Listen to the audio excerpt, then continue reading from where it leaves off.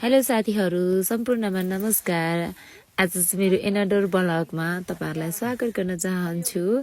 हामी चाहिँ जिल्लाधुरी मेला जानको लागि ठुली आमासँग रेडी भइसक्यौं अनि यहाँ घाँसको भारी भेटियो के अब शुभ हुन्छ है, आज मेला चाहिँ रमाइलै हुन्छ भन्ने फिल भइरा थियो।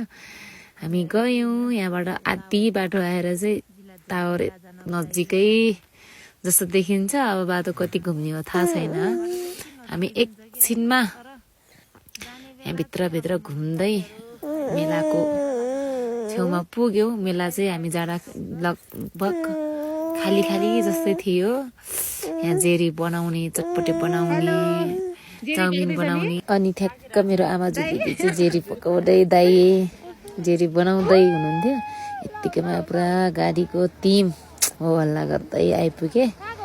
त्यसपछि हामी एकछिनमा फेरि माथि टावरतिर जाम न त भनेर टावर जाँदैछौँ। त्यहाँ मेला लाग्ने ठाउँबाट त टावर थोरै माथि रहेछ। यहाँ चाहिँ मेला तल लागे पनि यति मान्छेहरू सबैजना टावरमै क्या।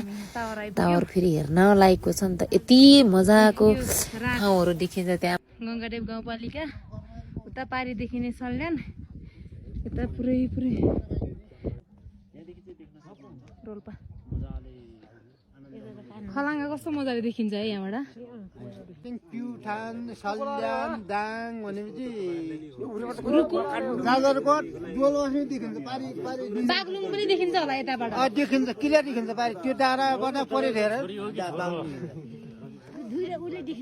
हो फेरि धेरै जिल्लाहरू देखिन्छ नि यहाँबाट।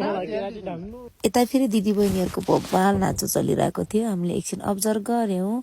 मैले भिडियो पनि बनाएँ अनि यसको ओरिजिनल भिडियो चाहिँ मैले छुट्टै राखेको छु। अब त्यसपछि फर्क्यौँ हामी। केही टाइम माथि फोटो भिडियो बनाइसकेपछि यहाँ बाटोमा खर्सुको काँडो मात्रै, खर्सुका बुटा मात्रै छन्। हामी फर्किसकेपछि यस्तो भोक लागिसकेको थियो अनि गम चाउमिन खान थाल्यो है साथीहरू। अनि त्यसपछि अब मेला आइसकेपछि सबै कुरा टेस्ट गर्नै पर्यो। हामी चाहिँ त्यसपछि पानीपुरी खान गयौँ। पानीपुरी खाइसकेपछि एकछिनमा फेरि थोरै चटपटी पनि खायौँ। चटपटी पनि राम्रो बनाउनु भएको थियो। पानीपुरी झन् बबाल थियो। खाइसकेपछि हामी फेरि एकछिन माथि ल्याउन चेस गरेर अरू के छ र नि चटपटीको चेस गरेर बसिरहेको। चैतको सुन्तला हेर्नुहोस् है साथीहरू। अनि मैले हजुरसँग भनेको थियो जिल्ला भनेको चाहिँ यही हो। यो एउटा झार जस्तो एकदमै ओखटीमूलक हुने रहेछ। अनि यो ठाउँलाई चाहिँ जिल्लाधुरी मेला भन्नु रहेछ। मैले फर्स्ट टाइम सुनेको यो ओखटीको नाम चाहिँ यो मेला लाग्ने ठाउँ। त्यसपछि यो चाहिँ खोजी क्या सबैजनाले लाग्नु हुने रहेछ क्या। यो एकदमै ओखटीमूलक औषधि हो रे। साथीहरू फाइनल्ली यो मेला कस्तो लाग्यो हजुरहरूलाई जस्तो लाग्छ त्यस्तै कमेन्ट गर्नु होला। म चाहिँ फर्स्ट टाइम गएको एकदमै रमाइलो लाग्यो। त्यसपछि अब फाइनल लुक्स मेलाको यही हो। हजुरहरूलाई भोलिको चैते दशैंको धेरै शुभकामना।